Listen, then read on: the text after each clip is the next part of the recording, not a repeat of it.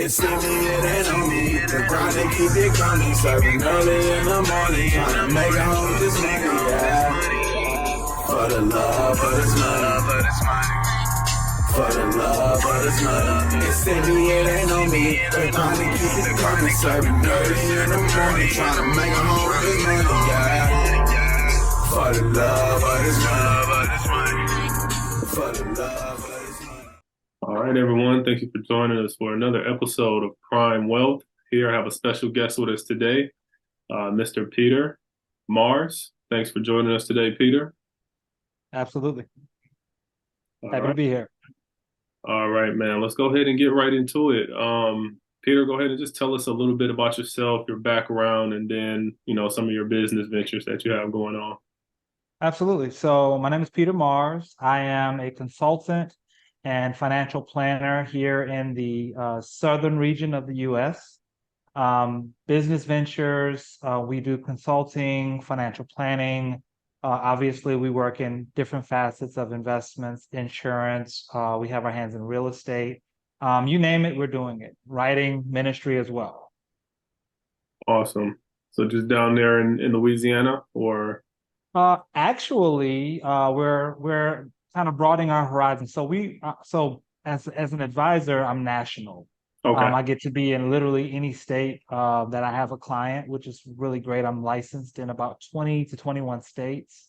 And of course, our physical location is here in Louisiana. We've had a practice here about 10 years now. Sounds pretty good. And then Peter, just give us a little bit about your background, man. So what got you into finance and things like that? Well, it was a little different than I would say most people. Most people, they have an affinity for numbers, which I have.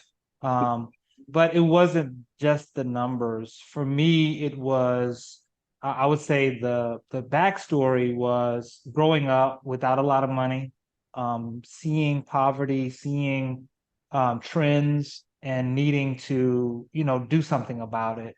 Yeah, no worries at all, man. But man, I can definitely relate, grew up in a similar situation, just, grew up in, poverty, coming from Milwaukee, Wisconsin, growing up with, young parents who had young parents, so didn't know a lot about money or finances. So man, I definitely can relate, wanted to find a way to, educate myself, but also educate, our people and, try to bridge that gap between that financial wellness gap, man.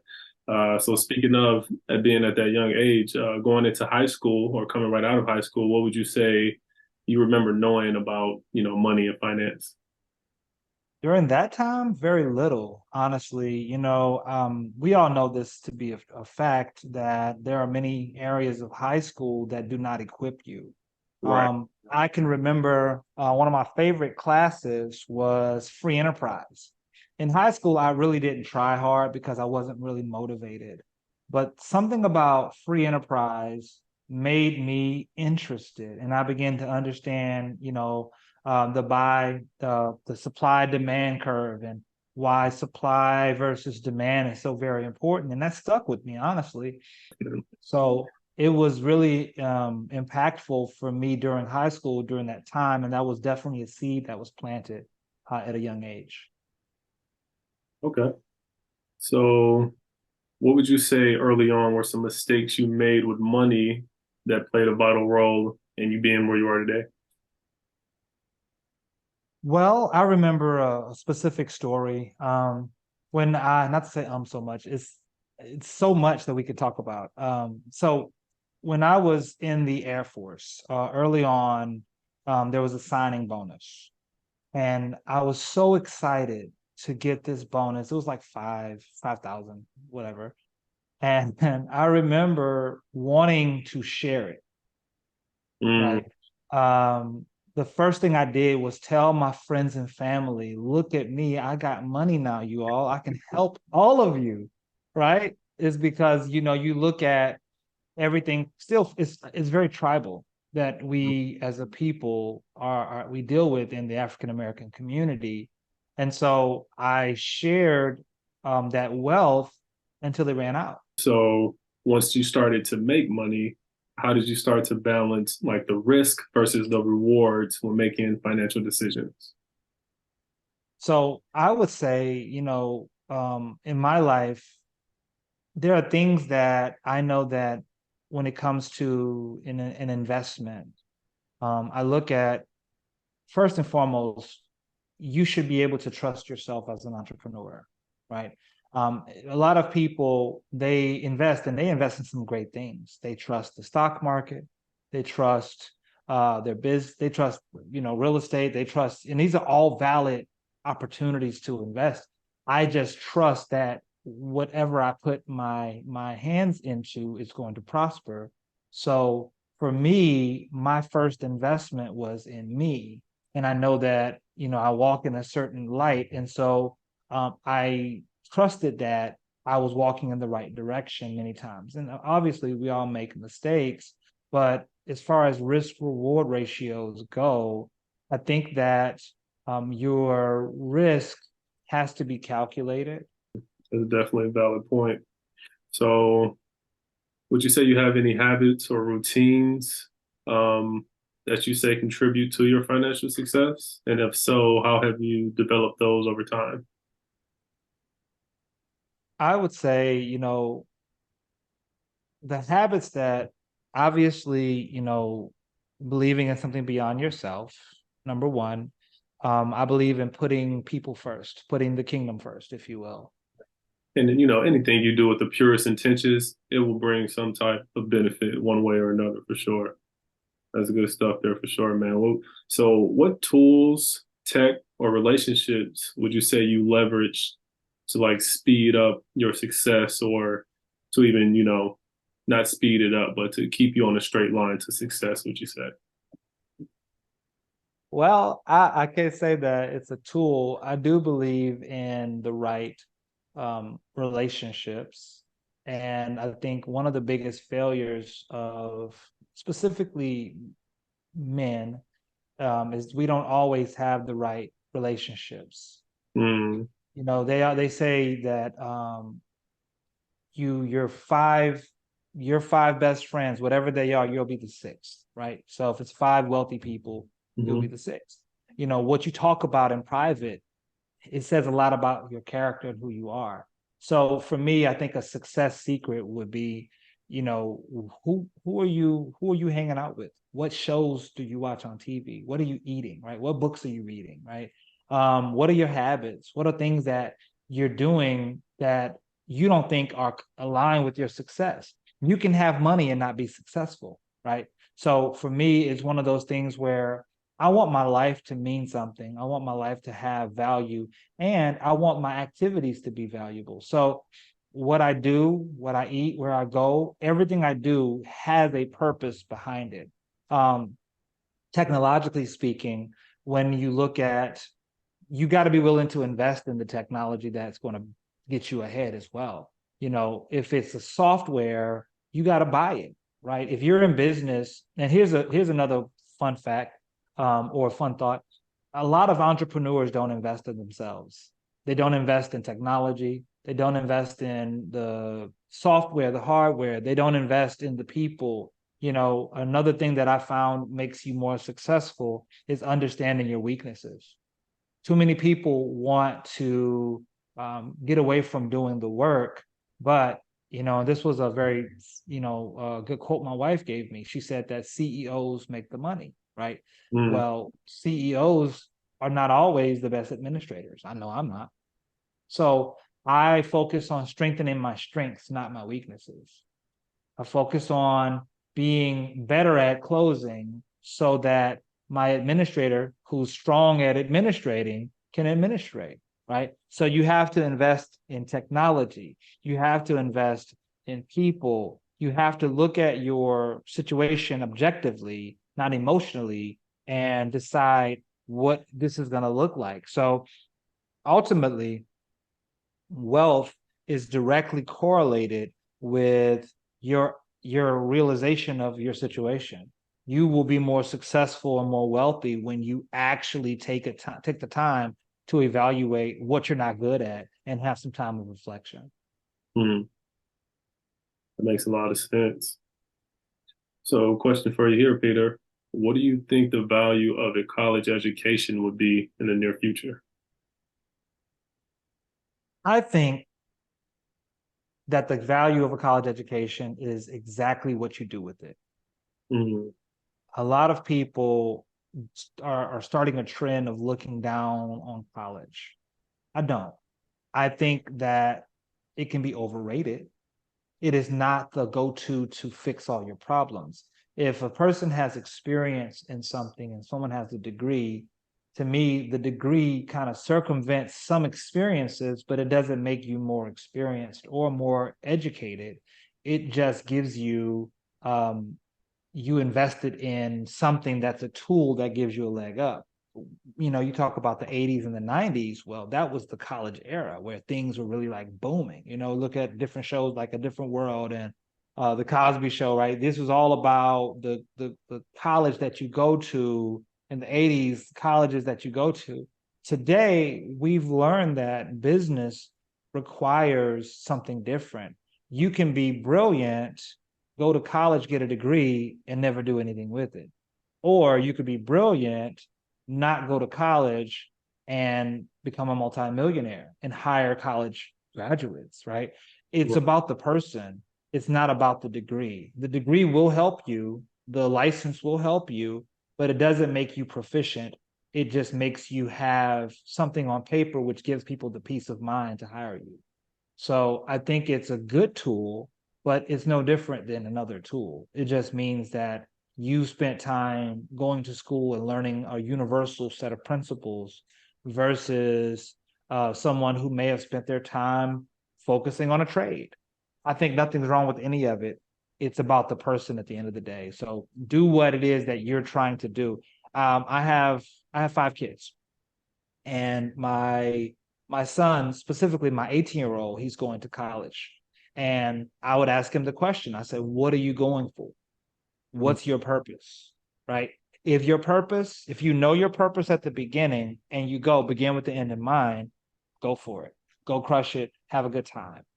But if you're going to go figure out who you are, you may be doing the wrong thing. You need to know what your, at least an idea of your end goal before you get there. I can fill in the details, but I need to have a understanding why I'm going to invest nearly $40,000 to $100,000 into something. If you're going there just to try it out, that's no longer the season we're in this world, you know? Right. Yeah, you got to know what you're getting for your investment. I know that's right, Dad. All right. And then, Peter, if what is something that you would do if you knew you couldn't fail? I knew I couldn't fail. The lottery. Yeah, that would be everybody, brother. We'll Everybody. start there. We'll start with the lottery. If I couldn't fail, the funniest thing about that statement is I don't feel that way now. I don't feel like I'm gonna fail. Even when I fail, I don't feel like a failure. I feel like I need to, like, case in point, it was a license that I had to get. Man, this license was difficult. It was my Series 65. Okay. And I say that some people, they brag, man, I did that in one try. Not me. Oh no. I am a phenomenal test taker. I've taken tests that I didn't study for, that people study for weeks, and I've made a perfect grade on it. I've always been a phenomenal test taker, been extremely smart. So this specific test really hurt my feelings. Mm-hmm. And I failed it. You get 3 tries. Every month you can try. And then after that, you have to wait 6 months. It took me 2 years. Mm-hmm. And I got to the point where I lost faith in myself. But again, this is why that circle matters so much. My wife told me, get up and do it again. Keep going, keep trying. The last time I took it, I was like, I'm not about to pass this. I don't feel like I'm gonna pass this. I'm not even, I don't even feel like a passing. Today don't feel like a win, right? Yeah. And I passed it. I passed it. I could have cried, but it was about tenacity. Mm-hmm. Failing is a choice, right? And I don't mean that you failed and so it was your decision to fail. What I mean is the emotion behind failure and the decision never to get back up is a choice. If you can get up, go do it. Try harder, try harder, try harder. Um, don't let this one situation dictate the rest of your life, because I would hate to have regrets over a sheet of paper, right? Over a situation. And I also had to learn that when it comes to other people, there are sometimes it's not failure, it's just either miscommunication or the other person decided not to move forward. Like, in the realm I work in, you may have a client that decides not to move forward. And what do you do with that? It's not your failure that made them not move forward. It was their decision. And Right. so I think you also have to have the right optics about failure. Yes, you did not win that situation, but was it totally a failure for you to produce? Not necessarily, no. But at the same time, learn from it. And then next time you're faced with it, you got, how they say, you got wrinkles now. You got wrinkles in your brain. Do something with the new knowledge, right? Yeah. So, That's definitely a great point. It's about the optics of the failure, or the mindset, having a mindset, and also the circle around you to have someone to help you keep pushing even when you don't feel like pushing for yourself. Man, that's awesome right there. That's powerful. And then Peter, man, last thing I have for you here, as accomplished as you are in, in your field, in everything you're doing, what's next for you? well, it's funny you mentioned that. So we are moving to the greater Houston area. And obviously, we're opening a firm. My firm's name is Gulf Coast Financial Advisors and Associates. We are a prudential firm. I'm not promoting any companies in this conversation per se, but that's just the situation. Got you. And so we're opening our firm in the Houston area. And of course, I'm a minister at the church. It's called Rig Global. It's in southern Houston, or it's Houston, but it's south side of Houston, and we're doing some phenomenal things there. So my wife and we run a business ministry called IBX Global. It is I could just do a shameless plug at ibx.global on Instagram, and we are ministers there. And our goal is to help people to become and fulfill the destiny that's been set out for them in business, in entrepreneurship, and in all those things. And so, building the businesses. My wife is a real estate broker. She's a phenomenal name is Stephanie Mars, SMRG Real Estate, and she is a real estate broker as well as a real estate agent, one of the top 1% agents here in the Louisiana market. And so we're opening our real estate arm, we're opening our financial firm, and of course, we're building the business ministry with Rig Nation here in Houston.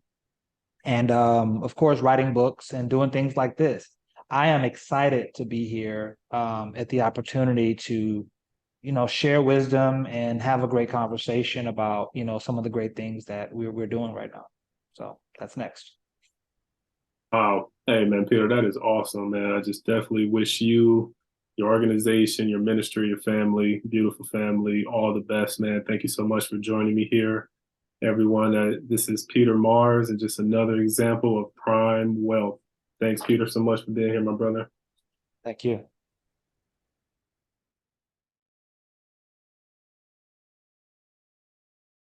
For the love, but it's money. For the love.